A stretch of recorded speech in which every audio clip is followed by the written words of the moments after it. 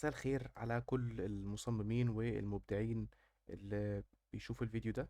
انا احمد عبد الستار، سينيور جرافيك ديزاينر و AI فيجوال سبيشالست. والنهارده عايز اتكلم عن موضوع مهم جدا جدا في العمليه الابداعيه عامه دلوقتي. ومن اكتر المواضيع اكشلي اللي يا تنجح المصمم يا تفشله الحقيقه يعني، وهو البرومبت. تمام. ويمكن باين من العنوان او من الثامنيل ان انا عايز اتكلم عن ازاي نكتب البرومبت بايدينا من غير ما نستخدم تشات جي بي تي.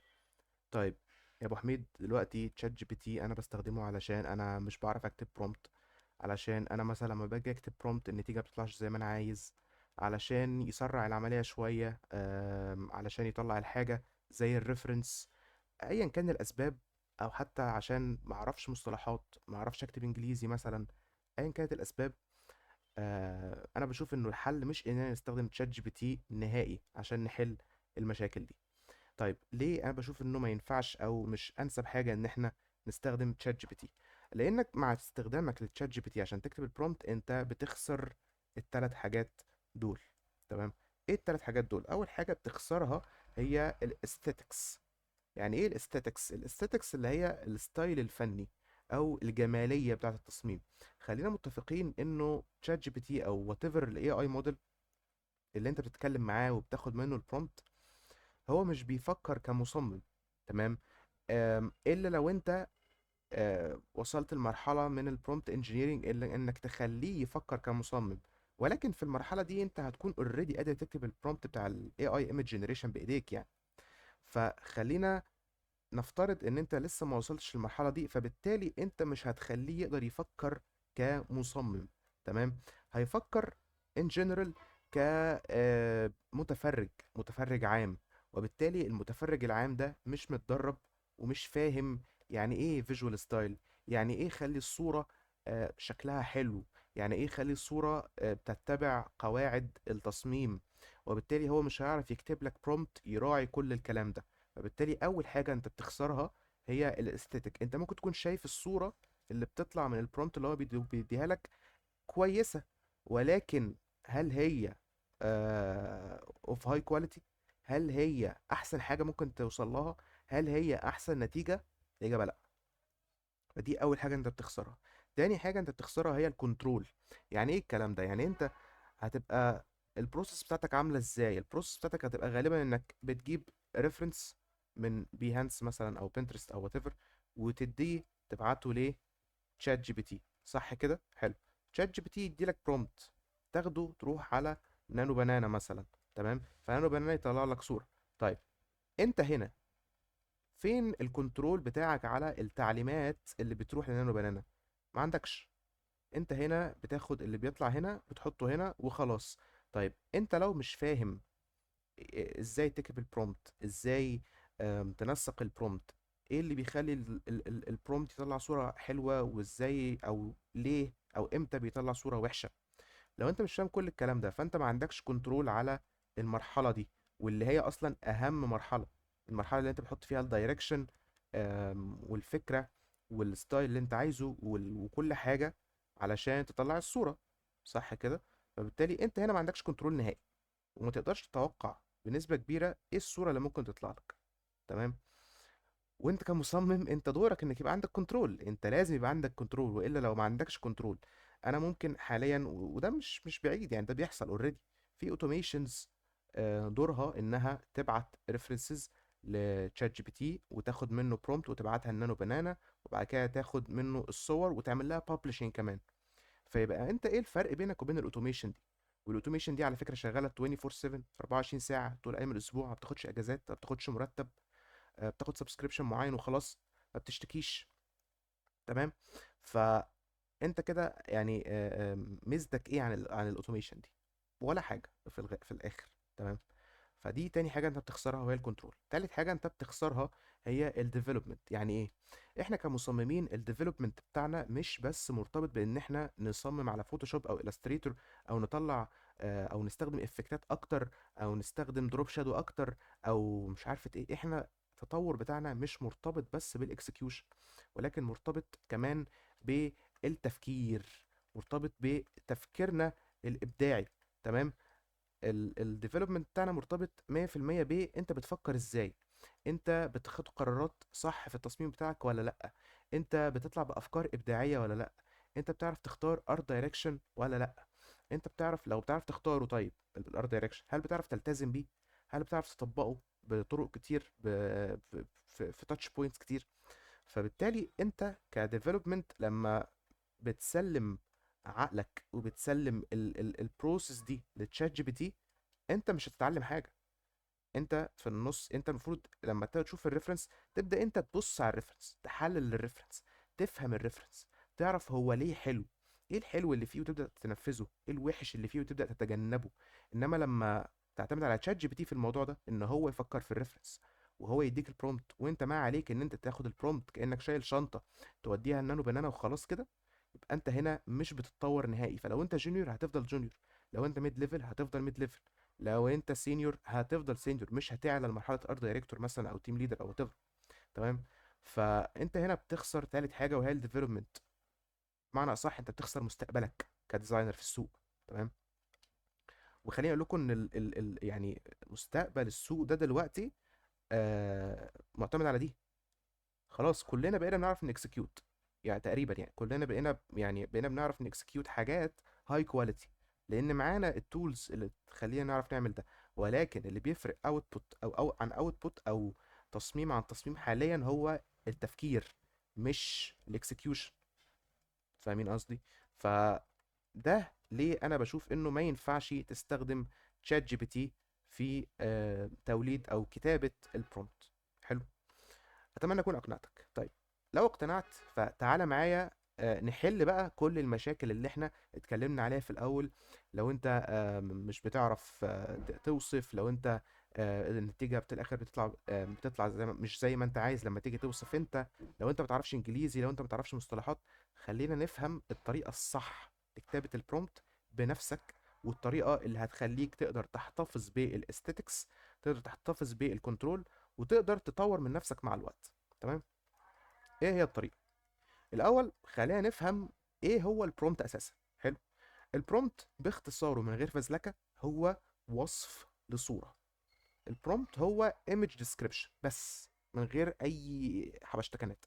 صوره انت متخيلها، بتكتب الوصف بتاعها للايمج جنريشن موديل زي نانو بنانا عشان يطلع لك الصوره. حلو. كانك بتعمل سيرش. فانت لما تيجي تعمل سيرش على جوجل بتكتب مثلا ايه صوره قطه، فيطلع لك على جوجل صوره قطه.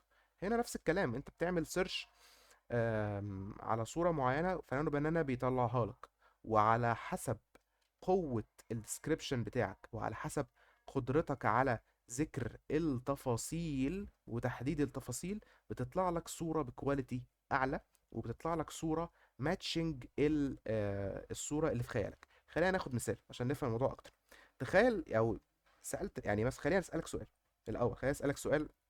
هل أنت عدى عليك قبل كده إن أنت مثلا شفت شخص، ولكن لما آم، حد سألك عنه قال لك اوصف لي شكله، ما عرفتش توصف شكله؟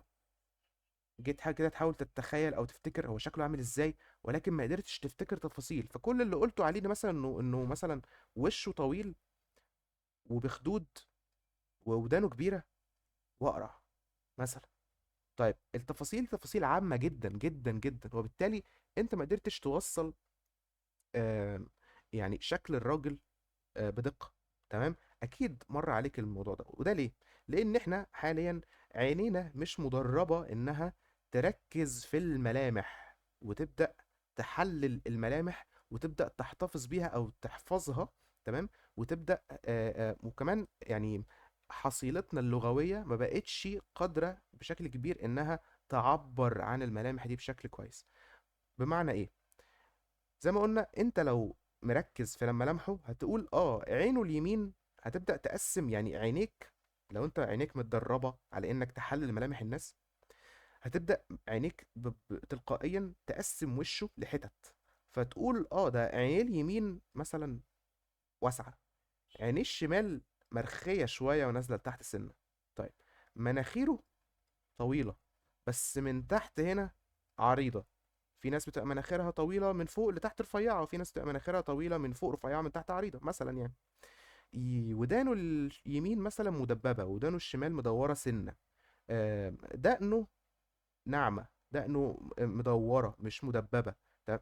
فهتبدا عينك تبص على الملامح، وتقسم وش الشخص لحتت واجزاء، وتعبر عن كل جزء بالوصف الدقيق للجزء ده. وبالتالي لما تيجي انت توصف الشخص ده بعد كده لاي حد، هتقدر توصفه ايه بدقة لدرجة ان اللي قدامك ممكن يتخيله. تمام. نفس الكلام بالنسبة للصورة. احنا مشكلتنا كمصممين ان احنا مش يعني 90% مننا مثلا ما تدربش كويس على فكرة تقسيم او تحليل الصورة. حلو. انت عشان تعرف توصف حاجة، زي ما قلنا، عشان تعرف توصف شخص لازم تقدر تحلل ملامحه، وعشان تقدر توصف صورة وبالتالي تكتب برومبت كويس، لان هو البرومبت هو عبارة عن وصف صورة مش اكتر. فعشان تقدر توصف الصورة دي لازم يبقى عندك المهارة والقدرة ان انت تقسم الصورة دي لملامح، زي بالظبط ما قسمنا وش الراجل. فتقسم الصورة دي لملامح وعناصر محددة. تمام. وبالتالي وكمان لما بعد ما تقسمها لملامح وعناصر محددة، تبدأ تتعلم الكي ووردز اللي بتوصف كل عنصر وكل جزء في الصورة بشكل دقيق. حلو. فدي التركاية، ان انت تدرب عينك على التحليل والتفصيص، وانك تقدر تفصص الصورة. يعني مثلا انا هنا اقدر افصص الصورة ايه، انها في ارض، في شجرة، في عصفورة، في سحابة، وهكذا. وبعدين بعد ما فصصت الصورة لأجزاء، مهمتي بقى ان انا اكتب او اوصف الاجزاء دي بالكيوردز المناسبه اللي بيفهمها الايمج جنريشن موديل، علشان يطلع لي الصوره زي ما انا عايز بالظبط، ويبقى عندي الفول كنترول عليها. طيب، عرفنا التركايه، وفهمنا يعني ايه برومبت، وفهمنا ايه الفكره في كتابه البرومبت، ايه اللي بيطلع برومبت ناجح. تمام. اول حاجه في تطليع برومبت ناجح، تحليل الصوره كويس اللي انت عايز، يعني سواء كانت الصوره اللي في خيالك او الريفرنس. حلو. تحليلها وتقسيمها ومذاكره الكيوردز والتعبير عنها بشكل كويس. طيب، ايه بقى العناصر بتاعت الصورة؟ يعني ايه طيب التفاصيل اللي انا محتاج ابص عليها في اي صورة علشان اقدر اعبر عنها بدقة، او بمعنى اصح ايه هي عناصر الصورة؟ ايه الحاجات اللي لما تتحط مع بعض كده تعمل صورة؟ تمام. طيب، خلينا يعني نقسم الصور من خلال تقسيمتين. حلو. اول تقسيمة حسب البوزيشن، وتاني تقسيمة حسب الاليمنت نفسه او العنصر نفسه. يعني ايه؟ اول تقسيمة حسب المكان جوه الصورة. فحسب المكان جوه الصورة، في حاجة اسمها باك جراوند، ودي بتبقى اللي هي في اخر الصورة، ظهر الصورة. في الميد جراوند واللي هي بتبقى في نص الصورة. في الفور جراوند واللي هي بتبقى في وش الصورة او قريبة من الكاميرا. يعني لو جينا تخيلنا ان انا معايا هنا، انا هنا معايا كاميرا وانا بص عليها من فوق. حلو. ففي اجزاء من المشهد قريبه من الكاميرا، دي الفور جراوند. في اجزاء من المشهد، او غالبا بيبقى ده المين بقى، يعني ده العنصر الاساسي او ده الهيرو بتاع الشوت، يبقى في الميد جراوند. وفي خلفيه وراه، ودي الباك جراوند. حلو. دي اجزاء الصوره من حيث مكانها. فمثلا هنا هنلاقي انه الفور جراوند في مثلا في المثال ده، لو خدنا ده كمثال يعني، الفور جراوند هي الارض. تمام. الميد جراوند هي الشجره. الباك جراوند هي السحاب والسماء والعصفورة والكلام ده. فيبقى انا لما اجي يعني اوصف الصورة دي، هقول ان في الفور جراوند في ارض، في الميدل جراوند في شجرة، في الباك جراوند في كذا. لازم وانا باجي اكتب البرومبت، وانا بتكلم عن اي element في الصورة او اي عنصر في الصورة، لازم احدد مكانه. او ان انا اقول اقسم البرومبت نفسه لسكشنز، وسكشن معين يبقى للباك جراوند. تمام. سكشن معين للفور جراوند. فابدا مثلا الكلام ابدا الكلام في الباراجراف دي، اقول ان ذا باك جراوند، وابدا اوصف. يبقى انا كده حددت ان كل الحاجات اللي هقولها في الفقره دي هتبقى في الباك جراوند. يبقى انا كده قدرت ان انا اتحكم في آه، اول تلت من الصوره هو الباك جراوند، او اتحكم ايه اللي هيظهر فيه. نفس الكلام على الميدل جراوند، نفس الكلام على الفور جراوند. تمام. فده كده تقسيم الصورة من حيث المكان. طيب، تقسيم الصورة من حيث الاليمنت او العنصر، او بمعنى اصح ايه العناصر اللي موجودة في اي صورة واللي انا لازم اوصفها بدقة علشان اطلع بصورة حلوة. تمام. اول حاجة هي الهيرو اليمنت. اي صورة في الدنيا لازم يبقى فيها هيرو اليمنت، سواء الهيرو اليمنت ده كان منتج، سواء كان حاجة جماد، سواء كان انسان، ايا كان لازم يبقى فيه هيرو اليمنت. ماشي. ولازم اكون قادر اوصف الهيرو اليمنت ده بدقة كبيرة. حلو. ولازم ابدا البرومت بيه، يعني لازم هو يبقى النقطة المركزية في البرومت أو بداية البرومت، وأكتر حاجة عليها كلام في البرومت. تمام. يعني أكتر حاجة موصوفة وأكتر حاجة أنا مركز في تفصيلها هي الهيرو إليمنت. يعني مثلا لو أنا كتبت في البرومت تفاصيل كتير عن الهيرو إليمنت وتفاصيل كتير عن الباك جراوند، الايمج جنريشن موديل هيتلخبط. تمام، لأن أنت حاطط تفاصيل كتير قوي في الباك جراوند، فمش هيركز على الهيرو قوي. فأنت لا، يعني دايما خلي التفاصيل الكتير بتوصف الهيرو، ماشي، وباقي الحاجات تفاصيلها اقل شويه. طيب، تاني حاجه اللايتنج. مفيش صوره من غير نور. تمام. فاللايتنج عامل ازاي؟ جاي منين؟ نوعيته ايه؟ اتجاهه. تمام. يعني هل اتجاهه مثلا من فوق، هل اتجاهه من ورا الاوبجكت، هل اتجاهه من قدام الاوبجكت، هل اتجاهه من تحت الاوبجكت؟ نوعيته ايه؟ هل هو نور سما، هل هو نور شمس، هل هو نور قمر، هل هو نور لمبة نيون، هل هو نور سبوت لايت، هل هو نور استوديو؟ يعني ايه نوعية اللايتنج؟ ماشي. تالت حاجة وهي السين بقى اللي حوالين الهيرو اليمنت. ايه السين؟ هل المكان اللي احنا فيه ايه؟ هل المكان اللي احنا فيه مثلا كافيه؟ هل المكان اللي احنا فيه أوضة نوم؟ هل المكان اللي احنا فيه أوضة ليفينج؟ هل المكان اللي احنا فيه اوت دور جنينة مثلا؟ إيه السين وايه وصف السين؟ طيب، رابع حاجة وهي الألوان. إيه الألوان اللي ظاهرة عندي في الصورة؟ هل ألوان الصورة عامة فاتحة ولا غامقة؟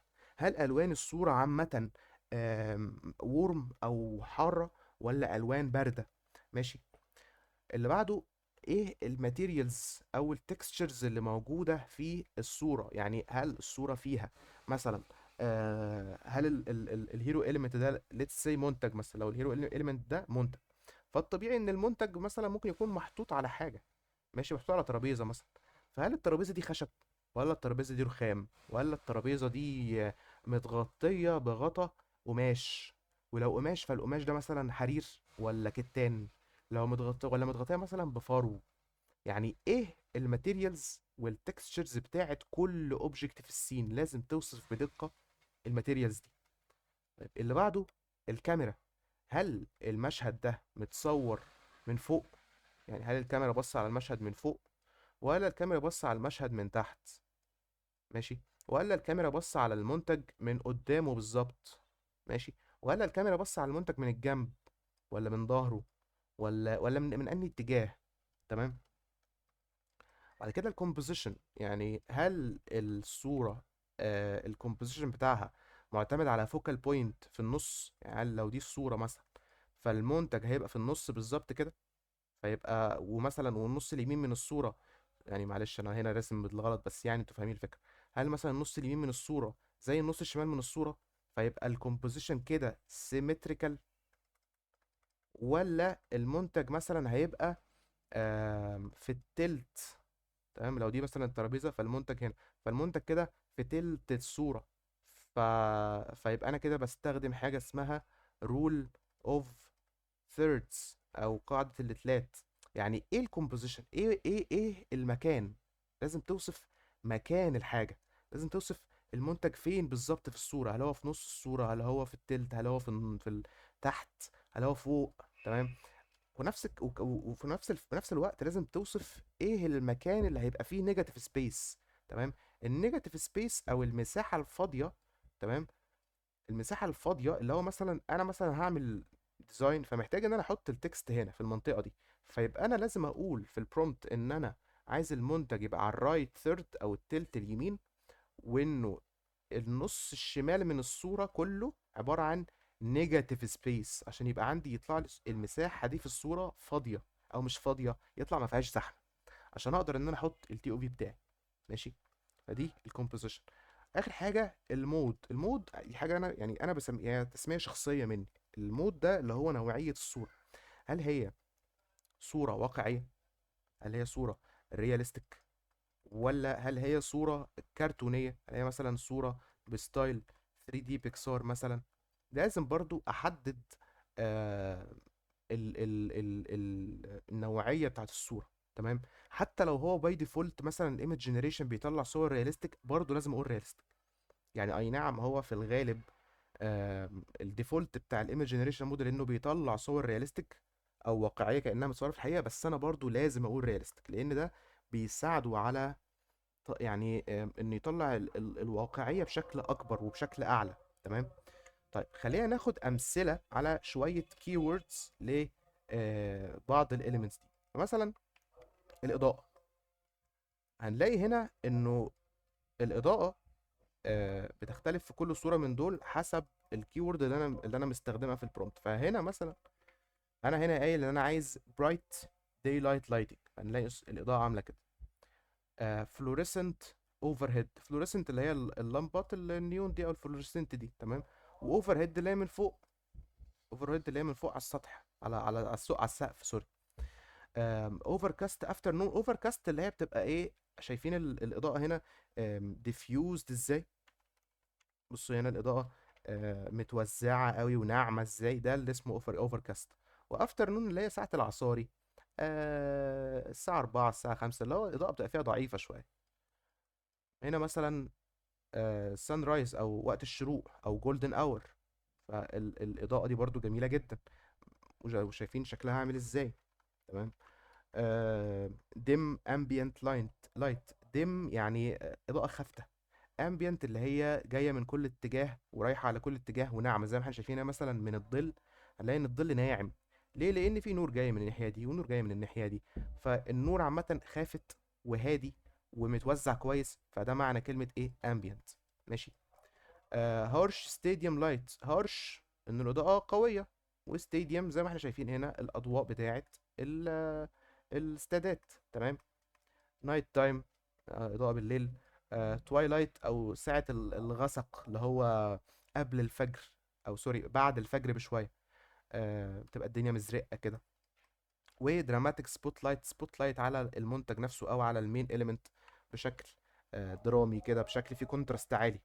تمام. فدول شوية كيوردز لللايتنج. ناخد مثال تاني على كيوردز للكاميرا. هنا مثلا دي مثلا نفس الباسكت بول. ماشي. هنا مثلا متصوره من توب داون فيو، توب داون فيو اللي هو المنتج هنا او الكوره هنا، والكاميرا فوقيه بالظبط. تمام. الكاميرا شايفاه من فوق بالظبط، اللي هي اسمها توب داون فيو او بيردز اي. في هاي انجل 45، اللي هي بدل ما هي نازله على المنتج 90 درجه كده عمودي، لا هي مثلا مصوراه من فوق كده، من فوق، بس من تحت شويه، اللي هو ايه، زاويه 45 درجه كده. تمام. اي ليفل فرونت فيو، اي ليفل اللي هي بتبقى مثلا لو دي الكوره فالكاميرا قدامها بالظبط، اي ليفل فرونت فيو. ماشي. 3 كوارترز فرونت فيو او زاويه التلات ارباع، اللي هو الكوره مثلا ده وشها وده جنبها، فالكاميرا مش واخداها من وشها ولا واخداها من جنبها، زي ما انتم شايفين هي مثلا ده وشها وادي جنبها، الكاميرا ولا واقفه على جنبها ولا واخداها من وشها، هي واخداها من النص، زاويه التلات ارباع. تمام. لو انجل اللي هي متصوره من تحت شويه، زي ما احنا شايفين هنا، ده مثلا ده وش الكوره، هتلاقي ان وش الكوره طالع لفوق شويه عشان احنا مصورين من تحت. تمام. سايد بروفايل اللي هي من الجنب. باك فيو اللي هي من ظهرها. اندرنيث فيو اللي هي كاني شايل الكوره فوق الكاميرا، يعني كأن لو دي الكوره فالكاميرا من تحتها. ماشي. داتش انجل اللي هي الكاميرا نفسها معوجة. ماشي. يعني ده المشهد، وانا بدل ما اصور بالكاميرا وهي في وضعها الطبيعي، انا رحت عاوج الكاميرا على جنبها. ماشي. فراحت مصوره لي المشهد ايه، مايل كده. ودي حلوة جدا برضو، بتطلع حاجات، بتطلع اشكال لذيذة جدا. فدي برضو شوية كيوردز للكاميرا. طيب انت يا احمد قلت لي على ان انا المفروض اقسم الصوره واحللها واقسمها لاماكن واقسمها لاليمنتس وبتاع. طب انا برضو لما اجي اكتب اعمل ايه؟ انا لما اجي اكتب المفروض اعمل ايه؟ اللي المفروض تعمله ببساطه هو ان انت تجمع اجزاء الصوره. زي ما احنا جينا هنا قلنا عشان توصف شخص، فانت محتاج مثلا توصف عينيه ثم عينيه ثم ودانه ثم ودانه التانية ثم مناخيره ثم، نفس الفكره بالظبط. انت لما تيجي توصف صوره، تمام، امشي على السكيمه دي. يعني ايه؟ يعني اوصف الهيرو اليمنت عامل ازاي. بقى خلصت في باراجراف، خلصت كده، خلصت اول فقره اللي بتوصف فيها الهيرو، خش على الفقره اللي بعدها اوصف اللايتنج عامل ازاي، واستخدم مثلا واحده من الكي ووردز دول لو مناسبه ليك. ماشي. خلصت اوصف السين عامل ازاي. يعني مثلا اوصف هنا مثلا ده ايه، ده باسكت بول، ملعب باسكت بول فاضي. ماشي، ادي كده وصف السين. اوصف الالوان عامله ازاي. بيبقى انت كانك بتحط حرفيا كانك بتحط بلوكات جنب بعض. الموضوع بجد في غايه البساطه، في غايه البساطه انك تكتبه بنفسك. لو انت بس عرفت كل سيكشن من دول، عرفت ترتبهم وعرفت تقسمهم كده ورا بعض، وعرفت تعبر عن كل سيكشن بالكي ووردز المناسبه ليه، صدقني الموضوع ابسط مما تتخيل. فحرفيا رص طوب ما فيهوش اي تعقيد. تمام. يبقى احنا قلنا عشان تيجي تكتب برومبت، عشان تيجي توصف صوره زي ما بالظبط بتوصف بني ادم، هتوصف الصوره، هتوصف الهيرو اليمنت عامل ازاي، اللايتنج، ثم السين، ثم الكالرز، ثم كل اوبجكت في السين بقى تبدا توصف انه ال الكوره دي عباره عن جلد مش عارفه ايه، انه الارضيه هنا عباره عن خشب ناعم مثلا ولامع وبيعكس الضوء شويه، انه الخلفيه هنا عباره عن اسمنت او وات ايفر. يعني فاهمين قصدي، اللي هو توصف كل حاجه، كل تكستشر وكل ماتيريال في السين. بعد كده تقول انت عايز الكاميرا تصور السين من انهي زاوية. بعد كده تقول انت عايز الكومبوزيشن بتاعك يبقى عامل ازاي، هل عايزه يبقى آه الفوكال بوينت بتاعتك في السنتر زي ما قلنا هنا مثلا، ولا عايز الفوكال بوينت تبقى في التلت اليمين. ومطرح ما هتقول له مكان الفوكال بوينت تلقائيا هيحط الهيرو اليمنت فيها. ماشي. وتقول انت المود بتاع الصورة عايزه يبقى عامل ازاي. طب تعالى ناخد مثال عشان نشوف الكلام ده بشكل ايه، بشكل عملي. تمام. دي صورة. ماشي. انا كنت مطلعها. تمام. من خلال تكست برومت بس، ما استخدمتش اي ريفرنس ايمج. ماشي. وخلينا نبص على البرومت ونشوف انا كتبته ازاي عشان يطلع لي الصورة دي. آه وهتلاحظوا فكرة التقسيمة اللي انا بتكلم عليها فوق. فخلينا نشوف كده البرومت مع بعض. طيب. البرومت مع بعض بيبدأ ب editorial ultra realistic food photography shot. ده كده السكشن ده هو المود. تمام. طبعا انت كل الايتمز او كل العناصر اللي قلنا فوق انت مش شرط تلتزم بنفس الترتيب. انا بحب ابدا مثلا بالمود. حلو. انا شخصيا بحب ابدا بالمود. فاديتوريال ده نوع من التصوير. حلو. الترا رياليستيك واقعيه جدا. فود فوتوغرافي ان انا عايز الصوره تبقى بستايل الفود فوتوغرافي.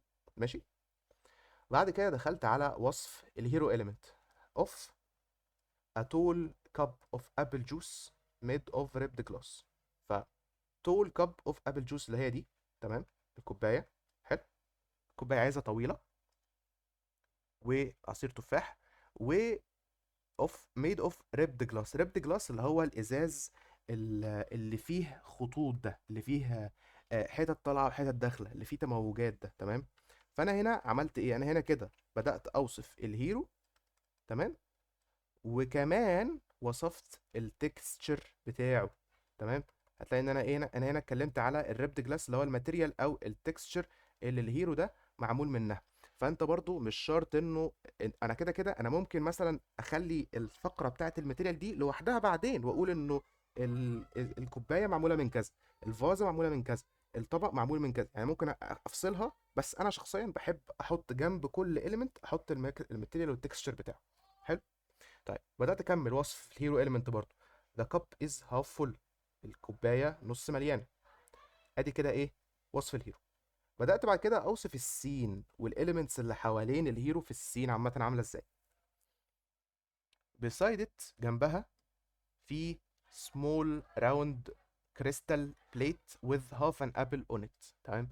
في طبق صغير مدور معمول من الكريستال، والطبق ده عليه نص تفاحة. تمام. ادي الطبق. طيب. الطبق ده leaned on it يعني مايل عليه shiny smooth silver fruit cutting knife. ادي الايه، السكينة. وصفتها انها shiny بتلمع، smooth ناعمة، silver ومش اي نايف، يعني مش اي تفاحه، مش اي سوري مش اي سكينه، هي سكينه تقطيع فواكه، لان دي بيبقى ليها شكل معين. تمام. فبالتالي انتوا واخدين بالكم هنا ليفل الوصف عامل ازاي؟ انا هنا بوصف بتفاصيل التفاصيل. حلو. بعد كده كملت وصف السين. كل دول all of them are placed on light cream matte table cloth on a round table. طبعا انا كاتب غلط، بس يعني اعذروني. يعني قلت ايه؟ كل دول محطوطين على لايت كريم، ده اللون اللي هو كريمي فاتح. مات اللي هو القماش نفسه او السيرفس نفسه مات ما بيلمعش. تيبل كلوث اللي هو القماش، يعني اسمه ايه، مفرش ترابيزه يعني. تمام. ومحطوط على ترابيزه مدوره. تمام. انا هنا ما قلتش بس ان انا محطوطه على تيبل كلوث وخلاص، او مفرش وخلاص، او ما قلتش ترابيزه وخلاص. لا، انا حددت شكل الترابيزه، حددت الماتيريال بتاعه المفرش، حددت لونه، حددت كل حاجه. طيب، على شمال الكب فيه دارك بيرجندي سموث سيلك تيشو. القماشه دي او المنديل ده، تمام، انا حددت ان هو على شمال الكوبايه. حلو. وحددت لونه، حددت ان هو دارك بيرجندي، وحددت ان هو ناعم، وحددت ان هو حرير. فانا هنا اتكلمت على الالوان، واتكلمت على الماتيريال والتكستشر. تمام. وبما اني حددت كمان مكانه، فانا كده دخلت برضو حته ايه، كومبوزيشن. ماشي. وبعد كده وصفت، كملت وصف في التيشو ده انه يعني فيه سوفت فولدز اللي هي في تنايات ناعمه، ودريبنج اراوند ذا كاب اللي هو يعني ايه، بيتموج او بيتطبق كده حوالين الكوبايه.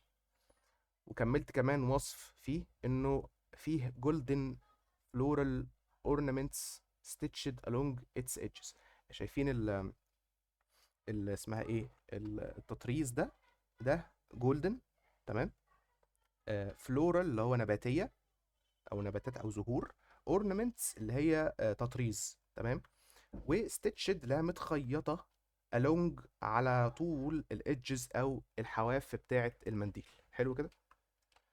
طيب، جنبهم كمان is next to them is a vintage قديمة small vase with a thin conical shape، اللي هي الفازة دي. جنبهم فازة شكلها vintage أو شكلها عتيق كده، ليها conical shape. الكونيكال اللي هو شكل مخروطي، اللي هو يبقى رفيع من فوق وتخين من تحت. ماشي. طيب، its base اللي هي القاعدة دي is narrow. وصفت شكلها بالظبط بقى، قاعدتها ضيقة، وبعد كده بتعرض او تبقى اعرض او widens up in the lower third، اللي هي بتبقى عريضة في التلت التحتاني، وبعد كده بتبقى ضيقة تاني لحد الفتحة العلوية اللي هو ايه narrows down، بتضيق تاني up to the top opening لحد الفتحة اللي فوق خالص. طيب، الفازة فيها one white flower stem، فيها وردة بيضة واحدة. والفازة نفسها معمولة من purple china porcelain اللي هو الخزف أو الصيني. تمام. with black and gold floral drawings. طيب، واخدين بالكم هنا أنا شغال إزاي؟ أنا هنا وصفت الهيرو إيليمنت. حلو. بماتريالاته، بالتكستشر بتاعه، بكل حاجة. بعد كده بدأت أوصف السين، وكل أوبجكت بتكلم عليه في السين بتكلم على مكانه، وبتكلم على الماتيريال بتاعته. حلو. بتكلم على لونه، بتكلم على وصف شكله، بتكلم على كل حاجة فيه. طيب، خلصت السكشن اللي هو الفور جراوند، ابدا اتكلم عن الباك جراوند. ان انا بدات اتكلم عن الباك جراوند، انه الباك جراوند ورا الترابيزه is light brown، بني فاتح، fuzzy soft velvet curtain، اللي هو الفيلفت اللي هو اسمه ايه، القطيفه. تمام. وانه قطيفه ناعم، الستاره قطيفه ناعمه، لونها بني فاتح with smooth folds، اللي هي شايفين هنا التنايات ناعمه ازاي. تمام. آه، at equal distances، انه التنايات نفسها على مسافات متساوية. running vertically down، انها التنايات نفسها نازلة ايه، بشكل مستقيم، مش مايلة كده مثلا، مش ملمومة كده، لا، هي نازلة بشكل مستقيم تماما لتحت. تمام. حاسس ان انا شخبطت كتير قوي، شخبطت كتير كتير يعني. ما علينا، نمسح كل ده كده عشان نشوف الصورة عدل. امسح امسح امسح امسح. ماشي. بعد كده بدات اتكلم كده، انا وصفت ايه؟ وصفت الهيرو، تمام، وصفت السين، وصفت الماتيريالز والتكستشرز بتاعت كل حاجه، وصفت الالوان، وصفت الباك جراوند. وبعد كده بدخل على وصف اللايتنج، انه اللايتنج وورم، دافي، ايفن انه نازل بالتساوي على كل حاجه، تمام، and close to the elements. طب انا ليه قلت له ان هو الاضاءه هنا قريبه من الاليمنتس؟ لان الاضاءه كل ما بعدت، كل ما كانت حدتها او حده الهايلايتس اقل، وكانت الشادوز تبقى انعم. زي كده بالظبط الاضاءه اللي هي الاوفر كاست، لما طبعا السماء يعني عاليه، تمام، والشمس في وقت العصاري بتبقى بعيدة في الأفق، حلو، فبتبقى الإضاءة زي ما احنا شايفين إيه، ناعمة كده. فأنا مش عايز كده، أنا عايز الإضاءة قوية، عايز الظلال تبقى حادة كده. فقلت له إن الإضاءة إيه، إن النور إيه، قريب من الإليمنتس، ماشي.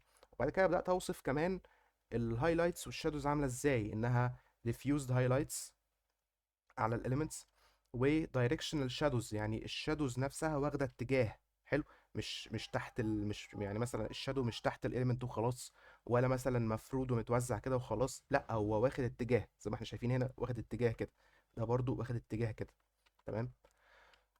with hard edges، ان الشادوز نفسها زي ما احنا شايفين الحواف بتاعتها حاده شويه، الحواف بتاعتها مش ناعمه، حلو، مش زي مثلا الشادوز هنا، بص ده شادو ناعم خالص، انما ده شادو حاد شويه.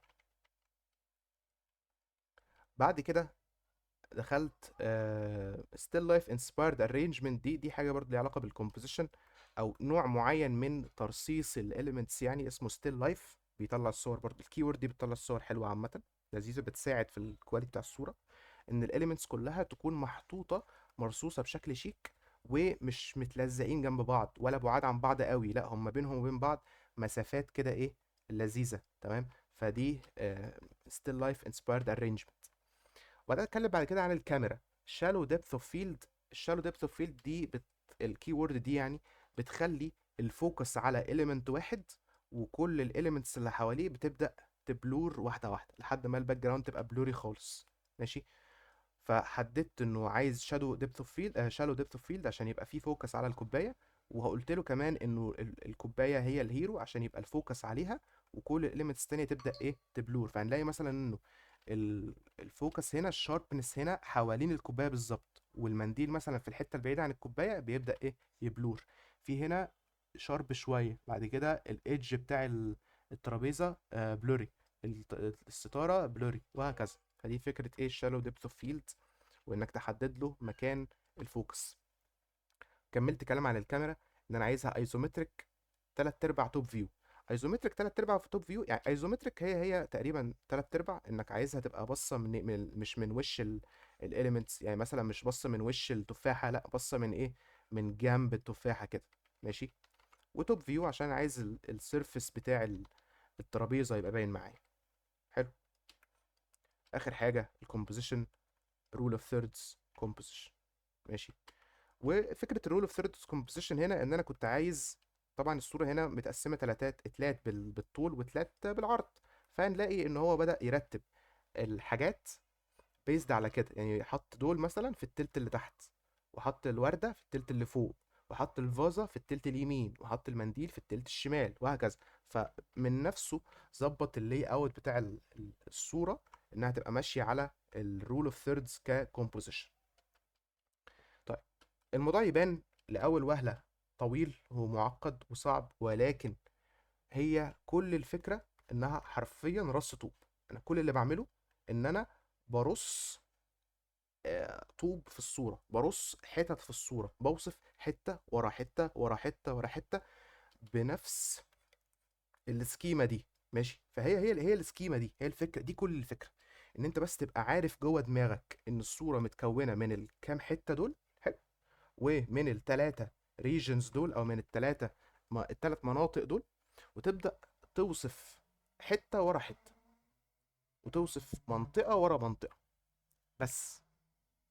طيب، انا يا ابو حميد الموضوع ده صعب عليا، انا مش عارف اكتب كل الكلام ده، انا اصلا ما كنتش عارف كل المصطلحات دي، ومش متدرب ان انا اكتب كل التفاصيل دي. طيب، بسيطة، هنا اقدر اقول لك استخدم تشات جي بي تي. تهزر يا ابو حميد، انت مش لسه قايل لي ما تستخدمش تشات جي بي تي وما ينفعش تستخدم تشات جي بي تي؟ بص، في حاله واحده او 3 حالات اكشلي اللي انا اقدر اقول لك فيهم روح استخدم تشات جي بي تي. هقول لك ايه هو.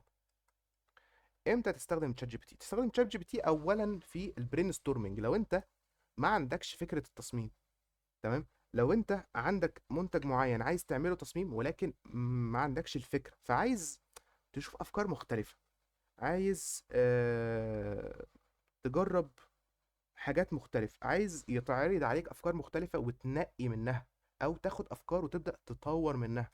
هي دي فكرة البرين ستورمنج، إنك تقول له مثلا يا شات جي بي تي أو يا كلود أو يا جيميناي أو وات ايفر الاي اي موديل اللي بتستخدمه، اديني 5 أفكار. فتبدأ تاخد ال5 أفكار تشوف أحسنهم إيه وتاخدها تطور منها. حلو. دي أول حاجة. تاني حاجة إنك تجيب الكي ووردز. حلو. يعني الكلام الكتير اللي انا كاتبه هنا ده انت مش عارفه، تمام، مش عارف توصفه ازاي، او مش عارف ايه الكيوردز، مش عارف مثلا فكره الستيل لايف انسبايرد ارينجمنت دي، او مش عارف يعني ايه شالو ديبث اوف فيلد، فمش عارف انت المصطلحات. عايز تجيبها، عايز تتعلمها، تمام، عايز تتعلمها، تعمل ايه؟ هتجيب الريفرنس.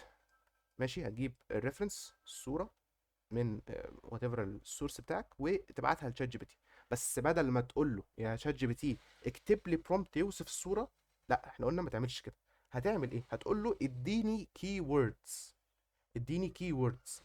الكي ووردز دي عايزها توصف اللايتنج، عايز الكي ووردز اللي توصف الالوان، عايز الكي ووردز اللي توصف الكاميرا، عايز الكي ووردز اللي توصف الماتيريالز والتكستشرز. تمام.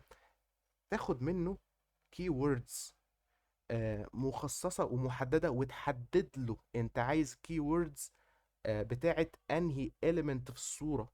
تمام. او كلهم، لو انت عايز مثلا الكي ووردز بتاعتهم كلهم اكتبهم له، حددهم له. لما بتحدد له بيبدأ يفكر بشكل ادق شوية ويطلع لك نتيجة احسن شوية.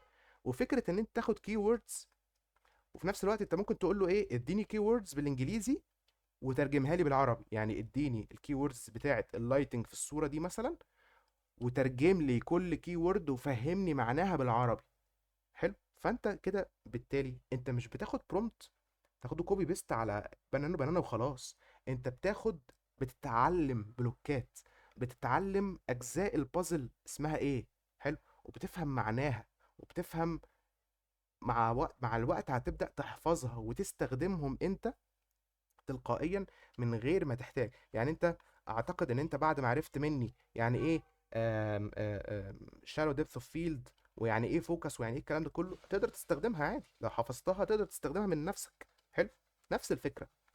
انت كانك رحت لحد سينيور وقلت له بقول لك ايه، معلش الاضاءه دي اسمها ايه؟ تمام. قول لي اسم الاضاءه وقول لي معناها بالعربي ايه وتاثيرها ايه عامه. فاهمين قصدي؟ فدي تاني حاجه. تالت حاجه ان انت ممكن تراجع معاه التصميم بناء على جايد لاينز معينه. يعني ايه؟ يعني انا مثلا انا كنت عامل كاستم جي بي تي بيعمل كده بالظبط، ان انا مديله جايد لاينز وقلت له ايه قواعد التصميم الحلو او ايه مميزات او صفات التصميم الحلو، وبقيت ببعت له الصور واقول له قيم لي الصوره دي، فيبدا ان هو يقيم الصوره ويديني فيدباك عنها بناء على الجايد لاينز اللي انا مديها له. بس مش بوديها له كده وخلاص، يعني مش بقول له خد الديزاين ده ريفيو كده وخلاص، ما ينفعش. هتقول له كده هيدي لك ريفيو ميديوكر، هيدي لك ريفيو مش حلو، هيدي لك ريفيو مش بروفيشنال. لازم تكون قايل له بالظبط الجايد لاينز ايه. حلو. ولو انت جونيور، لو انت ميد ليفل مش عارف ايه هي الجايد لاينز، فابدا سرش عليها، ابدا اسال سينيورز. تمام. وخد الجايد لاينز دي دخلها له وقول له والله دي الجايد لاينز اللي انا عايزها ليه، عايزك تقيم بيها التصميمات. بحيث انه ليتس سي انت مثلا ما عندكش اكسس او مش بتشتغل مع سينيورز كتير. حلو. ودي مشكله كبيره، يعني يعني ناس كتير جدا في المجال بتعاني منها. تمام. انت مش ما عندكش علاقات كتير بسينيورز لسه. حلو. فهتعمل ايه؟ تبدا تسرش على جايد لاينز او تسال حد، والله يا فلان قول لي انا ايه اللي يخلي التصميم بتاعي حلو، تاخد منه المعلومه. فانت طبعا يعني مش هتقدر انك تكلمه كتير، او مش هتقدر انك تبعت له اي وقت. معاك شات جي بي تي تقدر تبعت له اي وقت. فخد يا باشا الجايد لاينز، اديها لشات جي بي تي وقول له هي دي الجايد لاينز اللي انا عايزك تقيم على اساسها. فيبدأ ان هو يقيم التصميم ويدي لك فيدباك ويدي لك تعليم، وتبدأ ان انت تطور من نفسك. تمام. فدي هما الثلاث حالات اللي اقدر اقول لك فيها استخدم تشات جي بي تي، ولكن بحرص. بحرص زي ما قلت لكم في الاول خالص. التطوير في الكارير وانك تطلع شغل حلو وانك تطلع شغل بروفيشنال معتمد 100% على تفكيرك. حلو. لو ما فضلتش تمرن تفكيرك، لو ما فضلتش تمرن عينيك وتفكيرك، انا اسف، مستقبلك في خطر بجد كمصمم. اتمنى اكون يعني فدتكم، اتمنى اكون الفيديو يعني كان مفيد، اقدم لكم معلومة كويسة، اقدم معلومة واضحة. اتمنى اكون آه، وضحت او بسطت الدنيا على قد ما اقدر. وطبعا لو في حد عنده اي سؤال ممكن تكتب لي كومنت على الفيديو، وانا هحاول ان شاء الله ان ارد على كل الاسئله لو في اسئله. آه، لو عجبك الفيديو اعمل لايك، اعمل شير، ابعته لزمايلك لو حاسس ان هو مفيد، بحيث ان الاستفاده يعني تعم. آه، وبس كده. ويعني لو عجبك الفيديو برضو قول لي والله الله ينور، كمل استمر عايش بتاع يعني. لو في انجيجمنت ممكن ان انا انزل كونتنت زي كده اكتر. فشكرا لوقتكم، ومع السلامة.